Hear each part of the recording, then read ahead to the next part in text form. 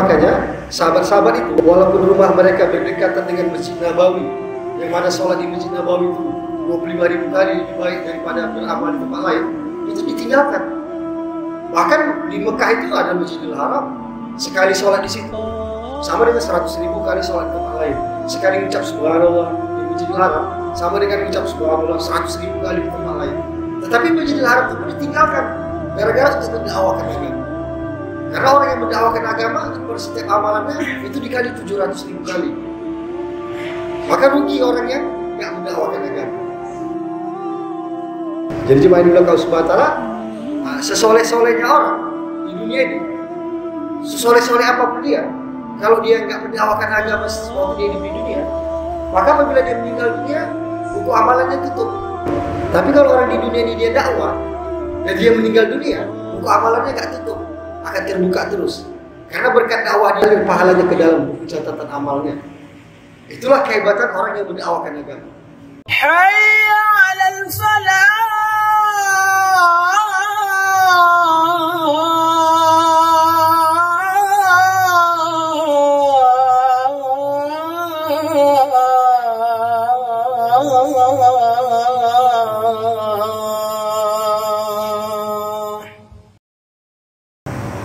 Tanda-tanda Allah Subhanahu wa taala benci kepada hambanya bukanlah mesti hambanya itu dikasih kemiskinan, dikasih penyakit, wajah yang jelek, banyak utang, bukan gitu. Tanda-tanda Allah Subhanahu wa taala benci kepada hambanya yaitu Allah Subhanahu wa taala cabut taufik dan hidayah di hatinya. Yang mana dengan tidak ada taufik dan hidayah di hatinya, dia akan susah sekali untuk mentaati perintah-perintah Allah Subhanahu wa taala dan akan mudah sekali melanggar larangan-larangan Allah Subhanahu wa taala. Kemudian kita duduk dalam suatu majelis iman dan amal. Majelis iman ini adalah majelis yang paling penting di dunia ini. Sebenarnya di dunia ini banyak urusan-urusan penting. Pertama, ekonomi. Ekonomi itu sangat penting sekali. Semua orang sibuk mengurus ekonomi. Saking pentingnya perkara ekonomi. Tetapi walaupun perkara ekonomi itu penting, Allah SWT nggak perlu turunkan nabi-nabi untuk mengurus perkara ekonomi. Itu juga perkara-perkara yang lain, kesehatan penting, pendidikan penting, perdagangan, pertanian, perikanan, itu semua perkara-perkara penting. Tapi untuk itu Allah SWT nggak perlu turunkan nabi-nabi, nggak perlu diturunkan kitab-kitab suci untuk mengurus perkara-perkara penting-penting tadi. Tapi ada satu perkara yang sangat penting sekali. Saking pentingnya perkara itu Allah SWT turunkan 124.000 orang nabi dan rasul. Allah SWT turunkan kitab-kitab suci untuk satu perkara itu. Itulah perkara iman. Jadi perkara iman ini perkara yang sangat penting sekali. Tidak ada perkara yang lebih penting kecuali perkara iman. Rasulullah SAW mengatakan, satu orang yang meninggal dunia bawa iman sebutir debu, kelak iman ini akan dibayar dengan surga 10 kali dunia ini luasnya dan 70.000 bidadari akan menemani selama-lamanya. Harga untuk satu butir iman sebutir debu. Jadi cuma kalau Subhanahu wa taala bicara tentang iman adalah bicara tentang keyakinan kepada Allah Subhanahu wa taala. Dan mata kita nggak bisa melihat Allah Subhanahu wa taala. Tetapi Allah Subhanahu wa taala beri kita akal. Dengan akal ini kita mudah melihat Allah Subhanahu wa taala. Bahwa segala sesuatu yang ada di dunia ini itu nggak ada yang terjadi secara kebetulan, nggak sengaja. Segala sesuatu di dunia ini itu diciptakan, dibuat, walaupun untuk bentuk-bentuk yang sederhana. Nah, contoh masjid ini itu nggak mungkin ada kalau nggak ada tukang yang buat masjid. Nggak mungkin masjid ini terjadi secara kebetulan, nggak sengaja, nggak mungkin. Nah, ada satu toko bangunan. Nah, di toko bangunan itu jual kayu, paku, besi, seng, semen, toko bangunan. Rupanya datang angin puting beliung, dikacau dia toko itu, dikacaunya lengket kayu sama kayu, besi sama besi, seng sama seng, semen sama pasir. Begitu angin puting beliung itu pergi, jadi masjid. Nah, itu kemungkinan yang nggak mungkin. Jadi untuk masjid yang sederhana aja itu nggak mungkin kalau nggak ada yang buat masjid. Nah, kalau kita lihat di luar masjid sana, seperti pohon-pohon, binatang-binatang, lautan, itu jauh lebih rumit daripada masjid ini. Seperti semak-semak belukar itu kita anggap sepele.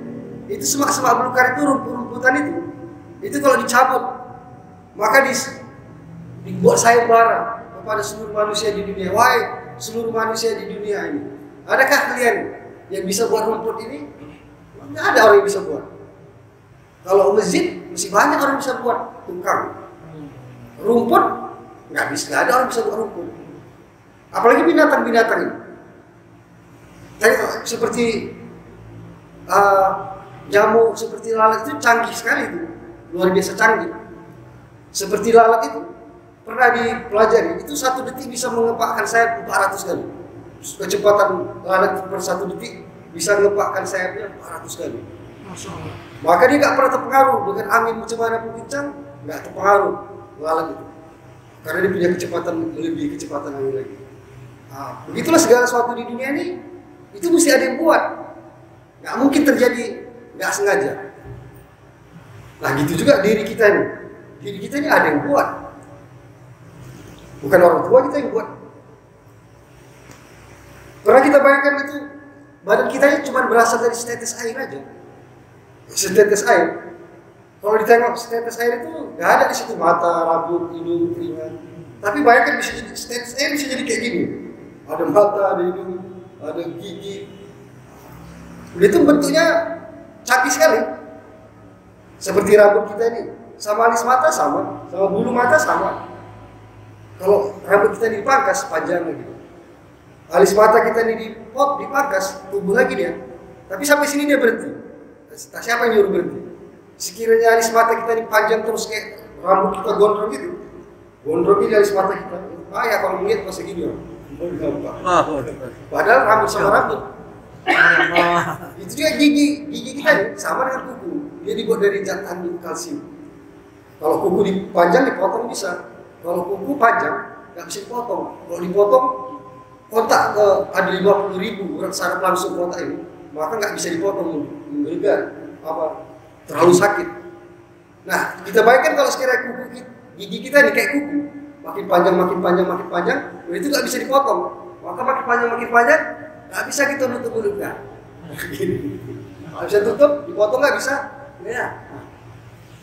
Alangkah canggihnya yang menciptakan kita itu. Bentuk-bentuk hidung ini lubangnya di bawah. Sepat hidung lubangnya di atas. Kalau hujan payah kita mesti gini tutup. Masuk air. Kalau nggak masuk air. Badan kita banyak bolong-bolong. Tapi kalau kita nyelam di dalam air, nggak masuk air ke dalam badan kita. Itu pori-pori kita ini bolong semua, kuping bolong, hidung bolong. Nyelam, nggak apa-apa, nggak masuk air. Siapa yang jaga itu sehingga nggak masuk air di dalam badan kita? Itulah Allah Subhanahu wa Ta'ala. Jadi di belakang Allah Subhanahu wa Ta'ala, kita ini adalah ciptaan Allah Subhanahu wa Ta'ala. Dan kita diciptakan di dunia. Dan Allah Subhanahu wa Ta'ala buat kehidupan dunia ini semuanya serba terbatas. Di dunia ini nggak akan ada orang yang kesakitan apa yang di dunia ini? Sakit apa? Yang paling sakit, paling susah. Di dunia ini kesakitan itu dibatas Allah Subhanahu wa Ta'ala. Seperti kuku kita dicabut tang, alangkah sakitnya. Bagaimana orang tabrakan di jalan, pecah kepala, usus tumburai, otak bertaburan. Ternyata orang yang tabrakan di jalan raya itu nggak terasa, malah nggak terasa. Pingsan dibuat Allah Subhanahu wa Ta'ala. Karena di dunia ini nggak diizinkan Allah orang merasakan susah atau sakit melebihi batas. Kalau kita mengalami kesusahan, kesakitan sampai batas itu, maka kita dipingsankan Allah Subhanahu wa Ta'ala. Karena di dunia ini nggak diizinkan orang merasa sakit melebihi kadar, dibatas oleh Allah Subhanahu wa Ta'ala. Nanti di akhirat batas itu dicabut Allah Subhanahu wa Ta'ala, sehingga orang yang merasa kesakitan di akhirat, kesakitan itu makin meningkat dan nggak ada batasnya. Begitu juga di dunia ini udah dibatas Allah Subhanahu wa Ta'ala kesenangan, sehingga nggak ada di dunia ini, pasti nggak ada di dunia ini kesenangan senang kali, nggak ada. Kesenangan apa yang senang kali di dunia ini? Kesenangan makan. Ada orang seminggu nggak makan, nggak minum seminggu, nggak punya uang, tiba-tiba punya uang 100 juta, masuk restoran, rumah makan, semua orang disuruh keluar, cuma dia sendiri yang boleh makan. Rendang, sate padang, ikan, jus. Begitu dia makan sepiring, enak. Makan kedua piring, udah kurang enak. Makan ketiga piring, udah gak enak lagi. Padahal seminggu nggak makan. Itulah kesenangan dunia dibatas. Nanti di akhirat batas itu diangkat Allah Subhanahu wa taala. Kesenangan apa lagi di dunia ini? Perempuan. Wah, perempuan cantik, mulus, masya Allah. Ada orang 7 tahun masuk penjara. Di penjara 7 tahun nggak pernah jumpa perempuan. Rupanya keluar dari penjara semua jumpa perempuan mau diterkam. Tapi begitu dikasih perempuan dia, kemampuan dia nikmati perempuan itu cuma hitungan menit. 2 menit, 3 menit, 4 menit dia pun muntah. Dia pun muak dengan perempuan itu.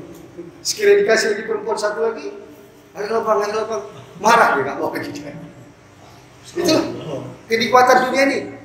Jadi begitulah hakikat dunia ini. Semuanya serba di batas Allah Subhanahu wa taala. Jadi sungguh kecewa orang yang menggunakan dunia ini untuk melampiaskan hawa nafsunya. Gak bakalan bisa terlampiaskan. Dan gak ada kesusahan di dunia ini, sangat susah. Dan hakikat ini dipahami oleh para nabi-nabi, para ulama-ulama terdahulu. Jadi cuma yang dimuliakan Allah Subhanahu wa taala, dunia ini ditamsil-tamsilkan. Allah Subhanahu wa taala sendiri yang menciptakan dunia ini. Dia memberi perumpamaan kepada kita bahwa dunia ini gak lebih seperti sebelah kepak sayap nyamuk.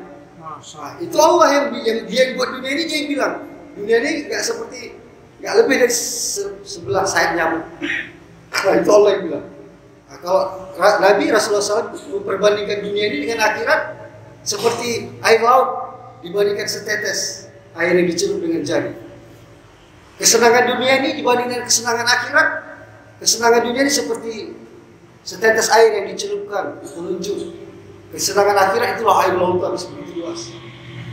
Begitu juga kesusahan di dunia ini, sesusah-susah mana pun di dunia ini, susahnya itu dibandingkan dengan kesusahan akhirat seperti setetes air dibanding dengan lautan luas. Itulah kehidupan dunia ini. Itu Nabi yang bilang. Ulama-ulama memberi tamsil perumpamaan tentang berbeda dunia dan akhirat. Ada ulama membedakan dunia ini ibarat seperti gunung, seperti sebuah salak. Akhirat seperti sebuah gunung. Gunung besar, salak kecil. Tapi salak itu walaupun kecil, tapi kalau ditaruh di depan mata gini, nggak nampak gunung di belakang. Salak walaupun kecil taruh di depan mata gini, nggak nampak gunung di belakang.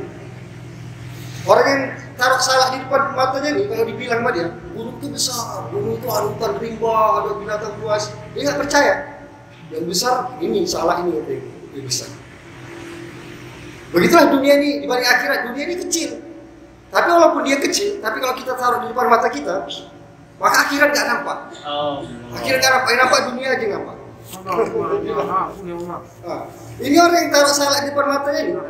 Ini sekiranya digeser dari sedikit aja salak ini, terkejut dia nengok gunung itu. Wah, nggak cocok gunung dibanding dengan salak. Gunung itu besar, ada sungai, ada harimau, ada beruang di situ. Ini apa nggak cocok? Salak dibanding dengan gunung nggak cocok. Begitu juga kehidupan dunia ini. Orang yang letakkan dunia di depan matanya, itu dia paham kali tentang dunia. Walaupun dia sendiri belum tentu memiliki dunia. Orang yang taruh dunia di depannya, dia tahu kali harga Avanza berapa, Fortuner berapa, tahu dia. Rumah tipe 3 dan 4, belum tentu dia punya mobil, belum tentu dia paham. Tapi kalau diceritakan akhirat, sholat berjemaah di masjid 27 kali lebih baik daripada sendiri rumah, nggak paham ya. Barang siapa mau baca Al-Quran 1 huruf dapat 10 hasanah, dia nggak paham. Tapi kalau cerita dunia, berapa sawit 2 hektar, berapa ikan sekilo 2 kilo, dia paham. Sekiranya dia geser sedikit aja dunia dari depan matanya, dia terkejut melihat akhirat. Begitu dia terkejut melihat akhirat, maka dia akan terpesona dan dia akan tamak untuk mendapatkan akhirat. Dia akan memperbanyak amal, memperbanyak sholat-sholat. Semua amal akan dilahap. Kenapa? Karena nampak akhirat. Kenapa orang waktu azan dikumandangkan sebagian bisa datang ke masjid, sebagian besar nggak bisa datang ke masjid? Kenapa? Apa karena nggak tahu hadisnya? Apa nggak ada ilmu agama? Ada. Cuman karena buah salak di depan mata jadi nggak nampak. Jadi dimana Allah Subhanahu wa taala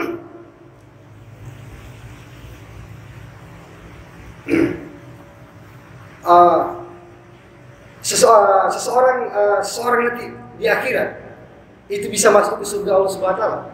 Itu bukanlah dengan banyaknya amal. seseorang nanti di akhirat dapat masuk ke surga Allah Subhanahu wa taala bukanlah tergantung banyaknya amal, enggak jaminan amal. Tetapi dengan rahmat Allah Subhanahu wa taala. Tetapi kedudukan orang nanti di akhirat dihitung berapa banyaknya amal. Orang nanti masuk ke surga bukan dengan banyaknya amal, dengan ridho Allah Subhanahu wa taala, tetapi kedudukan orang di akhirat selama-lamanya tergantung banyaknya amal, dihitung banyaknya amal. Rasulullah SAW pernah cerita-cerita dengan sahabat-sahabatnya. Ada satu orang penduduk surga laki-laki. Di surga itu dia sukanya mandi-mandi sungai. Ditemani bidadari-bidadari, semua cewek-cewek cakep-cakep, muda-muda, dia sendiri laki-laki di sini. Gak ada saingan, ya kan? Makan, main sungai, kusuk-kusuk bidadari, dia merasa happy, bahagia. Sehingga dia pikir, gak akulah lelaki terbahagia sedunia dan seakhirat. Allah. Gak mungkin ada orang lebih bahagia daripada aku. Masyaallah. Begitulah perasaan dia sangat senangnya di surga itu. Tiba-tiba lagi senang bercanda-canda dengan bidadari-bidadarinya, tiba-tiba ada satu tetesan jatuh dari atas. Dia heran, tetesan apa nih? Dia tangkap, dia kucuk. Enak kali, mabuk dia, mabuk fly dia. Tertidur dia. Tertidur. Kemudian dibanguni oleh malaikat Ridwan, wahai penduduk surga, ngapain tidur aja di surga? Surga ini bukan tempat tidur. Wahai Ridwan, berapa lama aku tadi tidur? 40 tahun Anda tidur saya tidur. Dia ingat, oh sebelum aku tidur ada tuh satu tetesan dari atas. Itu aku kecup, itu buat aku tidur 40 tahun. Sebenarnya itu tetesan apa itu? Wahai Ridwan, itulah tetesan orang di atasmu. Ada orang lagi di atas, ada lah. Dia lagi mandi-mandi dengan bidadari dia. Percikan sisa air mandinya itu jatuh rumah kamu, itu kamu tampung, itu kamu mabuk 40 tahun gitu. Jadi kali dia kok bisa gitu kali gitu ya kan. Wah Ridwan, sebetulnya apa beda aku dengan dia? Oh nggak ada beda kata malaikat Ridwan. Cuman beda satu subhanallah aja. Dulu kamu di dunia ucap subhanallah 1.000.000 kali, dia 1.000.000 kali. Allah. Ini banyak subhanallah satu, beda satu level di akhirat di surga. Dan begitu terus selama-lamanya. Sehingga orang yang udah masuk surga pun pengen balik lagi ke dunia untuk bisa mengucap subhanallah 2 kali 3 kali supaya bisa diatur. Jadi yang dilakukan subhanallah inilah yang dipahami oleh orang terdahulu. Betapa besarnya nilai akhirat, yang mana kita akan hidup selama-lamanya di sana. Sehingga orang terdahulu itu sangat tamak untuk membanyakkan amal. Saking orang yang berzikir sangat getol dengan zikirnya, sampai saking sibuknya berzikir. Ada satu orang Pak tua sampai digelar pemakan tepung. Makannya tepung, bukan makan roti. Ditegur tetangganya, Pak, apa pula makan tepung aja? Tepung itu diadon, dikasih air kurma, kasih kuah kari, dipanggang, jadi roti baru roti makan. Kan tepungnya dimakan. Iya, aku tahu juga kata dia. Tapi repot kali aku pikir katanya. Tepung diolah, diadon, dibakar segala macam, bisa buang waktuku, bisa mengucap subhanallah 70 kali katanya. Jadi sejak itu aku gak mau lagi makan roti, aku makan tepung aja. Nah, begitu orang terdahulu saking mengiritnya waktu untuk membanyakkan amal. Kenapa bisa kayak itulah? Itulah karena nampak akhirat. Karena nampak akhirat. Jadi cuma ini mereka Allah Subhanahu wa taala. Rasulullah SAW sudah mengajar kepada kita umatnya ini untuk bagaimana membanyakkan amal. Yaitu caranya dengan kita keluar di jalan Allah Subhanahu wa taala. Karena apa teman-teman? Karena apabila kita keluar di jalan Allah Subhanahu wa taala, itu setiap amal kita dikalikan Allah 700.000 kali lipat.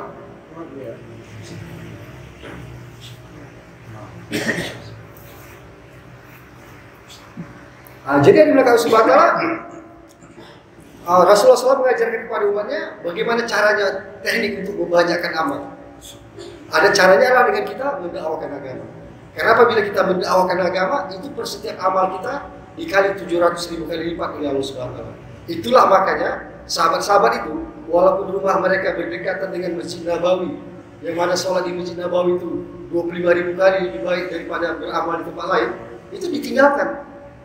Bahkan di Mekah itu ada Masjidil Haram, sekali sholat di situ sama dengan 100.000 kali sholat di tempat lain. Sekali mengucap subhanallah di Masjidil Haram sama dengan mengucap subhanallah 100.000 kali di tempat lain. Tetapi Masjidil Haram itu pun ditinggalkan gara-gara untuk mendakwakan agama. Karena orang yang mendakwakan agama per setiap amalannya itu dikali 700.000 kali. Maka rugi orang yang nggak mendakwakan agama. Jadi cuma di belakang Subhanahu wa taala, sesoleh-solehnya orang di dunia ini, sesoleh-soleh apapun dia, kalau dia nggak mendakwakan agama sesuatu dia hidup di dunia, maka apabila dia meninggal dunia, buku amalannya tutup. Karena dia meninggal nggak bisa beramal lagi. Orang soleh tadi itu, kalau dia meninggal dunia, buku amalannya tutup. Karena dia nggak bisa beramal lagi, dia meninggal. Tapi kalau orang di dunia ini dia dakwah dan dia meninggal dunia, buku amalannya nggak tutup, akan terbuka terus. Karena berkat dakwah dia dulu, semua udah ngalir pahalanya ke dalam buku catatan amalnya. Itulah kehebatan orang yang mendakwakan agama. Jadi mereka Allah Subhanahu wa taala, di dalam agama kita ini ada makom-makom, ada level-level atau derajat-derajat. Kalau dalam matematika angka-angka, digit. Satu angka kalah dengan dua angka. Setinggi-tinggi satu angka itu pasti kalah dengan serendah-rendahnya dua angka. Setinggi-tinggi satu angka paling angka 9, serendah-rendahnya dua angka 10. Begitu juga setinggi-tinggi dua angka kalah dengan serendah-rendahnya 3 angka, 3 digit. Itulah makom-makom, level-level dalam agama. Jadi dalam agama kita ini kita mencari makom yang tinggi dengan amal yang sedikit tapi tinggi hasilnya. Level pertama, makom pertama, iman. Iman itu 1 digit. Kemudian digit kedua, amal. Iman dan amal soleh. Itu 2 digit. Nah setinggi-tingginya 2 digit ini, dia kalah dengan sebenarnya 3 digit. Apa itu 3 digit dalam agama? 3 digit dalam agama itulah dakwah. Dakwah ini adalah pabrik agama. Adanya orang beribadah, orang ngaji, orang sholat, orang baca Quran itu karena ada yang dakwah. Di dalam umat Islam ini orang yang paling tinggi kedudukannya itu seperti Abu Hurairah radhiyallahu. Abu Hurairah radhiyallahu, seluruh amalan umat Islam di dunia akan ngalir ke buku catatan Abu Hurairah radhiyallahu, karena amal-amal orang Islam di dunia itu hadis-hadisnya itu diriwayatkan melalui Abu Hurairah radhiyallahu. Bayangkan berapa banyak amal Abu Hurairah radhiyallahu. Tetapi Abu Hurairah radhiyallahu kalah sama satu orang buta huruf yang tinggal di kampung Daus, penggembala kambing. Namanya Tufail ad-Dausi. Kenapa Abu Hurairah yang ulama besar seperti itu kalah dengan seorang penggembala kambing yang buta huruf di kampung Daus? Karena Abu Hurairah radhiyallahu dulu masuk Islam yang tazkir Tufail ad-Dausi. Maka seluruh amal Abu Hurairah radhiyallahu masuk ke catatan Tufail ad-Dausi. Jadi lebih tinggi lagi, lebih hebat lagi Tufail ad-Dausi. Itulah hebatnya dakwah. Dan mereka subhanahu wa ta'ala setinggi-tingginya iman, amal soleh kalah dengan serendahnya dakwah. Setinggi-tinggi amal itu apa? Banyak amal yang tinggi-tinggi. Salah satunya sholat 2 rakaat di malam Lailatul Qadar sama dengan 1000 bulan. Itu kalah dengan serendah-rendahnya dakwah. Apa serendah-rendahnya dakwah? Berdiri seseorang di jalan Allah Subhanahu wa ta'ala untuk ajak saudara taat kepada Allah lebih baik daripada dia sholat sunnah 2 rakaat di depan Hajarul Aswad di malam Lailatul Qadar. Rasulullah bilang. Bayangkan baru berdiri aja belum cakap lagi. Bayangkan malam Lailatul Qadar yang begitu tinggi, itu kalah dengan sebenarnya dakwah. Itulah hebatnya dakwah. Dakwah 3 digit. Dan amal iman, amal soleh baru 2 digit. Maka rugi orang yang buat dakwah. Kemudian digit keempat, setinggi 3 digit, 3 digit akan kalah dengan serendah-rendahnya 4 digit. Apa itu 4 digit? 4 digit itu adalah dakwah istimaiyah. Dakwah tapi dikerjakan secara istimaiyah, secara berjemaah. Setiap kerja yang dikerjakan secara berjemaah, maka satu orang aja menghasilkan, dia akan menghasilkan seluruh orang di jemaah itu. Baik dalam hal keduniaan maupun akhirat. Dalam hal keduniaan, contoh seperti main bola. Main bola itu berjemaah. Main bola itu yang golkan satu orang aja, Maradona.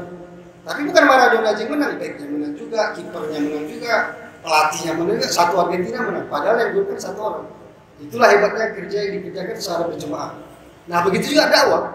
Apabila dakwah dikerjakan secara berjemaah, itu satu orang aja menghasilkan hidayah, maka seluruh orang di jemaah itu akan mendapat pahala yang sama tanpa mengurangi dia buat kerja. Jadi bayangkan kerja dakwah sekarang ini, itu sekarang sedang bergerak di seluruh dunia. Sekarang kita lagi bayang, bukan kita aja. Di sebelah sana juga bayang, sebelah sana juga malam markas seluruh dunia, 200 negara. Setiap ada hidayah yang dihasilkan, semua pekerja dakwah dapat amal yang sama. Contoh, kemarin itu dari Medan dikirim jemaah ke Kolombia tahun lalu mengislamkan 1.500 orang kafir masuk Islam. Itu artinya seluruh abab-abab di dunia masuk ke buku catatan amalnya telah mengislamkan 1.500 orang. Seluruh abab-abab seluruh dunia. Kenapa gitu? Karena kita satu kesebelasan sambil berangkat ke Kolombia itu. Satu kesebelasan. Kemudian datang lagi, dikirim lagi jemaah berikutnya, Pak Ali dari Medan, mengislamkan 6.000 orang. Itu artinya seluruh pekerja dakwah seluruh dunia masuk ke buku catatan amal dia telah mengislamkan 6.000 orang. Dan begitu terus setiap amal. Maka untung kali orang bekerja dakwah. Dan bayangkan kerja dakwah itu bergerak seluruh dunia. Berapa banyak orang dapat hidayah? Berapa banyak? Banyak sekali nggak terhitung. Karena dalam dakwah, dalam agama ini berlaku seperti multi level marketing. Multi level marketing. Kalau multi level marketing itu, kalau kita rekrut orang, ajak orang, seluruh perbelanjaan orang itu kita dapat komisi. Upline, dapat komisi dari downline 2,5%. Kalau multi level akhirat, komisinya nggak 2,5%, 100%. Allah. Terkomunikasi kepala. Jadi bayangkan hebatnya kerja dakwah. Jadi adalah kau sebatara, inilah 4 digit inilah yang membuat umat Rasulullah lebih unggul daripada umat-umat sebelumnya. Sebetulnya umat-umat sebelumnya berdakwah juga. Bukan kita aja yang dakwah, umat-umat sebelumnya pun juga dakwah. Dari mana kita tahu? Dari surah Yasin. Nah, itu kan orang dakwah. Kemudian Ashabul Kahfi, itu orang dakwah. Tetapi dakwah Rasulullah SAW ini beda dengan dakwah Nabi-Nabi terdahulu. Rasulullah SAW itu bekerja dakwah itu istimaiyah. Istimaiyah dengan skala internasional, skala seluruh dunia. Sejago-jagonya orang, kalau dia sendiri dia akan kalah dengan jemaah. Contoh, Maradona jago kali main bola, ditanding dengan kesebelasan merah putih U16. U16 di bawah 16 tahun ke bawah. Maradona sendiri. Kesebelasan U16 ini 11 orang. Kira-kira mana menang? Maradona apa U16? Pasti kalah Maradona. Walaupun dia jago dia sendiri. U16 itu walaupun anak-anak tapi 11 orang, ada kiper, ada backup. Sehebat-hebatnya orang buat kerja, kalau sendiri dia akan kalah dengan kerja yang dikerjakan dengan berjemaah. Nah begitu juga dakwah. Sehebat-hebatnya orang dakwah, jago kali dakwah, tapi kalau sendiri infradi, itu gak ada apa-apanya dibanding dengan abang-abang yang buat dakwah secara berjemaah. Gak ada apa-apanya. 3 digit kalah dengan 4 digit. Setinggi 3 digit kalah dengan serendah dari 4 digit. Jadi Allah SWT sangat beruntung orang-orang yang terlibat usaha dakwah ini di akhir zaman. Usaha inilah yang membuat umat ini hebat. Sekiranya ini diceritakan kepada Nabi Musa AS, Nabi Musa pun mungkin tidak percaya. Wahai Nabi Allah Musa, nanti di akhir zaman ada umat udah 1.400 tahun orang itu gak ada Nabi, tapi tetap taat kepada Allah. Maka Nabi Musa mungkin berat percaya. Mana mungkin katanya. Aku umatku itu melihat mujizat-mujizatku, Masya Allah. Tongkat jadi luar naga, tongkat bisa belah lautan, bagi 12, batu keluar air. Bahkan umatku pernah makan makanan dari surga 40 tahun. Sehingga iman mereka sempurna. Tetapi ku tinggalkan 40 hari aja, pulang-pulang, sebagian udah nyembah anak lembu orang itu. Jadi kalau ada umat 1.400 tahun nabinya nggak ada, masih beriman juga, nggak percaya mungkin Nabi Musa, sulit dipercaya. Begitu juga sekiranya cerita ini diceritakan kepada Nabi Isa AS, wahai Nabi Allah, Ruhullah Isa AS, nanti umat akhir zaman nggak ada Nabi orang itu 1.400 tahun, tapi tetap aja taat kepada Allah. Maka Nabi Isa AS begitu sulit percaya, karena Nabi Isa AS itu adalah seorang Nabi yang sangat luar biasa, sangat super. Hari ke hari itu dilewati dengan full mukjizat. Bisa jalan di atas air, bisa terbang, bisa menghidupkan orang mati. Hari-hari seperti itu. Nah, begitu dia tinggalkan umatnya 3 hari aja, umatnya udah nyembah dia, malah dia jadi Allah. Allahu Akbar. Jadi cuma di belakang Allah SWT, Rasulullah SAW Nabi terakhir. Setelah Rasulullah SAW tidak akan ada lagi nabi-nabi diutus Allah SWT. Dan Rasulullah SAW beda dengan nabi-nabi yang lain. Nabi yang lain bergelar alaihissalam, Rasulullah bergelar sallallahu alaihi wasallam. Kenapa seperti itu? Ulama mengatakan gelar sallallahu alaihi wasallam itu adalah gelar yang diberikan kepada seseorang yang mampu memproduksi alaihissalam yang lain. Nabi-nabi yang lain bukan hebat-hebat semua. Semua nabi hebat-hebat. Tetapi tidak ahli duplikasi. Nabi Musa alaihissalam itu hebat, tapi nggak ada umat Nabi Musa yang seperti Nabi Musa, nggak ada. Nggak ada. Nabi Isa alaihissalam hebat, tapi nggak ada umat Nabi Isa alaihissalam yang seperti Isa alaihissalam. Rasulullah SAW itu 124.000 orang sahabat-sahabatnya itu semua mirip Rasulullah SAW. 124.000. Jadi Rasulullah SAW itu dia ahli duplikasi. Duplikasi itu adalah proses untuk mencetak sesuatu mirip dengan masternya. Seperti kunci, ada kunci asli, ada kunci duplikat. Kunci duplikat ini bukan kunci asli, tapi fungsinya sama dengan kunci asli, sama-sama bisa buka gembok. Itulah kehebatan Rasulullah SAW, dia bisa menduplikasi sahabat-sahabatnya, sehingga sahabat-sahabatnya seperti dia. Seperti dia. Umat terdahulu itu meniru nabinya, ibadah nabinya yang ditiru, dia. Tapi gaya hidup nabinya enggak. Apalagi apa yang dipikiran nabinya enggak ditiru. Sahabat-sahabat mereka meniru ibadah Rasulullah SAW. Juga mereka meniru gaya hidup Rasulullah SAW. Bahkan bukan itu aja, bahkan apa yang dipikiran Rasulullah SAW itu juga yang ada di pikiran sahabat-sahabat Rasulullah SAW. Wow, Akbar. Rasulullah SAW mengatakan, belum beriman kamu sebelum kerisauanmu sama dengan aku, kata Rasulullah SAW. Belum beriman kamu sebelum keinginanmu disandarkan kepada agama yang kubawa. Dan banyak hadis-hadis yang lain. Nah, jadi yang dimiliki Allah SWT, Rasulullah SAW sebelum dia meninggal dunia, dia telah menduplikasi sahabat-sahabat, sehingga sahabat-sahabat itu seperti dia, seperti Rasulullah SAW. Rasulullah SAW mengatakan, Ana khatamun nabiyyin, aku nabi terakhir. Sekiranya aku enggak nabi terakhir, maka semua sahabat-sahabatku jadi nabi semua. Umar jadi nabi, Bilal jadi nabi, Abu Hurairah jadi nabi semua. 124.000 orang. Bahkan ada hadis Nabi, nanti di akhir zaman umatku seperti nabi-nabi kaum Bani Israel. Nah, jadi yang berlaku SWT di dalam Islam ini berlaku sistem duplikasi. Sistem duplikasi itulah yang menentukan nasib agama ini. Itulah kerja dakwah. Itulah kerja dakwah. Jadi yang berlaku SWT, Rasulullah SAW sebelum meninggal dunia, dia telah buat satu kerja, dia telah buat satu amal, yang mana apabila amal itu, apabila kerja itu dikerjakan umatnya, maka seperti ada nabinya terus di umatnya. Walaupun nabi udah nggak ada, apabila kerja itu dikerjakan umatnya, maka agamanya akan terjaga sampai hari kiamat. Itulah kerja dakwah. Maka para ahli tarikh, ahli sejarah mencatat seumur hidup beliau, Rasulullah SAW telah membentuk 150 rombongan. 150 rombongan itu cuma 2 rombongan yang pergi haji, 29 rombongan pergi berperang, dan selebihnya 100 sekian rombongan adalah rombongan khuruj fi sabilillah, mendakwakan agama ke seluruh dunia. Sampai ada yang tinggal di Paris. Nah, jadi yang dimiliki Allah SWT, jadi agama kita ini itu tergantung dari usaha dakwah. Nasib agama kita ini tergantung daripada usaha dakwah. Bukan tergantung ekonomi, teknologi, politik, bukan. Kemampuan kita mengamalkan agama tergantung iman, bukan tergantung ekonomi. Orang sholat ke masjid, orang yang nggak sholat ke masjid bukan faktor ekonomi, bukan faktor ekonomi sama sekali. Di Kalimantan, di kampung kami sana, ada Pak Haji. Pak Haji ini soleh, bangun masjid di depan rumahnya bagus mewah, supaya orang senang datang ke masjid. Banyak AC-nya, banyak kipas anginnya. Tapi Pak Haji ini risau dia, asal sholat berjemaah sedikit kali orang. Akhirnya dia keluar dari masjid, berpikir, kayak mana kok bisa nggak ada orang pergi ke masjid. Maka dia datangi orang di sekitar masjid. Bapak tadi dengar aja kan? Dengar lah. Kenapa Bapak nggak ke masjid? Pak, cemana mau ke masjid? Aku ini susah, aku ini kerja, mesti kerja keras. Susah, nggak bisa aku ke masjid. Dijumpai orang lain, Pak, kenapa kau nggak datang ke masjid? Aku susah, nggak bisa begini begitu. Datang ibu-ibu, perempuan, Bu, ibu kenapa buka aurat? Kan di agama kita diajarkan tutup aurat, Bu.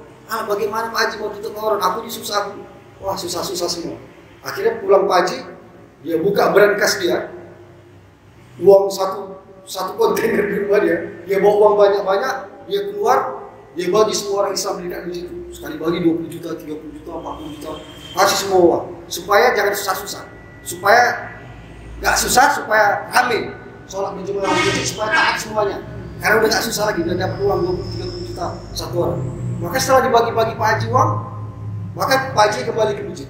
Maka ajar berkumandang Allah Akbar, heran Pak Haji loh. Kok nggak pada datang ke masjid ya? Mana udah tak kasih uang semua nih. Stres Pak Haji. Akhirnya selesai sholat Pak Haji, stres Pak Haji keluar masjidnya. Mana orang yang kasih uang tadi?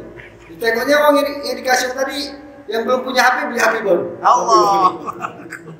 Masya Allah. Stres Pak Haji. Tapi kan susah. Boleh gua kasihkan uang, enggak datangnya kan diuji. Jadi Allah SWT masalah agama bukan masalah ekonomi, masalah iman. Nah, Jadi 1000 tahun yang lalu satu orang ulama Ibrahim bin Adam udah tahu dia kasus kita sekarang. Ibrahim bin Adam rahmatullahi mengatakan nanti di akhir zaman penyakit umat Islam itu 3. Pertama, penyakit umat Islam di akhir zaman itu dia keyakinannya kepada makhluk Allah itu jauh lebih kuat ketimbang keyakinannya kepada Allah sendiri. Allah. Itulah penyakit kita sekarang. Masya Allah. Nah, hadirin bakal semata dengan keluar dari Allah SWT, dengan keluar 3 hari, 40 hari, 4 bulan, pelan-pelan di hati kita ini mulai tumbuh keyakinan kepada Allah SWT dan mulai meninggalkan makhluk. Kemudian Ibrahim bin Adam rahmatullahi mengatakan nanti umat Islam akhir zaman penyakitnya yang nomor 2, kecintaan mereka kepada hidup gaya hidup yang enggak sunnah Nabi jauh lebih kuat ketimbang kecintaan mereka dengan gaya hidup Nabi-nya sendiri. Padahal Rasulullah SAW telah menduplikasi sahabat-sahabat sehingga berjaya. Nah, hari bakal subhata, apabila kita keluar dari Allah SWT, maka pelan-pelan di hati kita mulai timbul kecintaan kepada gaya hidup sunnah Rasulullah SAW. Kita mulai meninggalkan gaya hidup yang tidak sunnah Rasulullah SAW. Kemudian Ibrahim bin Adam mengatakan penyakit umat Islam di akhir zaman yang nomor 3, yaitu kecintaan mereka kepada kehidupan dunia sebentar ini itu jauh lebih kuat ketimbang kecintaan mereka kepada kehidupan akhirat yang kekal abadi. Itulah penyakit kita sekarang. Sekarang ini kalau ada orang untuk kehidupan dunia yang sebentar aja, itu kita SD 6 tahun, SMP 3 tahun, SMA 3 tahun, udah 12 tahun. Itu maksudnya supaya gak susah di kehidupan dunia ini. Ada yang kuliah lagi kan. Nah, tapi kalau keluar di alam 4 bulan aja, orang semua heran loh. 4 bulan meninggalkan anak istri, stres orang. Nah, ini akhir zaman. Di akhir zaman ini kalau ada orang merantau, 2 tahun, 3 tahun merantau cari uang, itu biasa aja, nggak apa-apa. Tapi kalau ada orang keluar di alam 4 bulan, heran orang. Keluar di alam 4 bulan, meninggalkan keluarga, heran orang. Itulah penyakit umat akhir zaman nomor 3, yaitu keyakinan kita, kecintaan kita kepada kehidupan dunia sebentar ini itu jauh lebih kuat ketimbang kecintaan kita kepada kehidupan akhir dan itu kekal abadi selama-lamanya. Nah, jadi di belakang subhanahu dengan keluar dari Allah subhanahu, pelan-pelan di hati kita ini akan hilang kecintaan kepada dunia dan pelan-pelan di hati kita ini akan cinta kepada kehidupan akhirat. Kenapa orang nggak suka beramal? Karena buah salak di depan matanya, nggak nampak. Jadi sebetulnya gampang. Geser aja buah salak itu sedikit, nampak. Benar ya Allah. Payah-payah kali. Benar ya Allah, benar. Nah, bagaimana untuk menggeser dunia supaya nampak akhirat? Caranya gampang. Keluar 4 bulan di jalan. Insyaallah. Sampai berniat catatkan nama tuan-tuan. Iya insyaallah. Catatkan nama tuan-tuan. Allah. Seseorang yang hidup di dunia ini bergabung dengan usaha dakwah, apabila dia meninggal dunia, dia akan terkejut dengan buku catatan amal dia. Bulan naik haji 14 juta kali. Heran ya Allah, ini bukan buku catatan amal aku. Di dunia aku nggak pernah naik haji sekalipun. Ini kok naik haji 14 juta kali? Ya, dulu kamu pernah buat usaha dakwah, asbab usaha dakwah yang kamu buat dan teman-temanmu buat, orang pada naik haji, semua pahalanya ngalir ke buku catatan amal. Allah. Maka dari tuan-tuan belakang Allah jangan sempat kita meninggal dunia nggak tergabung dalam usaha dakwah istimaiyah. Ya Allah. Sekarang ini hidayah tersebar di seluruh dunia, di belakang Allah. Setiap hidayah yang dihasilkan semua pekerja dakwah dapat pahala yang sama. Itu janji Allah dan Rasulnya. Maka catatkan nama tuan-tuan. Kapan tuan-tuan yang keluar 4 bulan ke kampung kami, ke Sangatta, Kalimantan Timur. Masya Allah.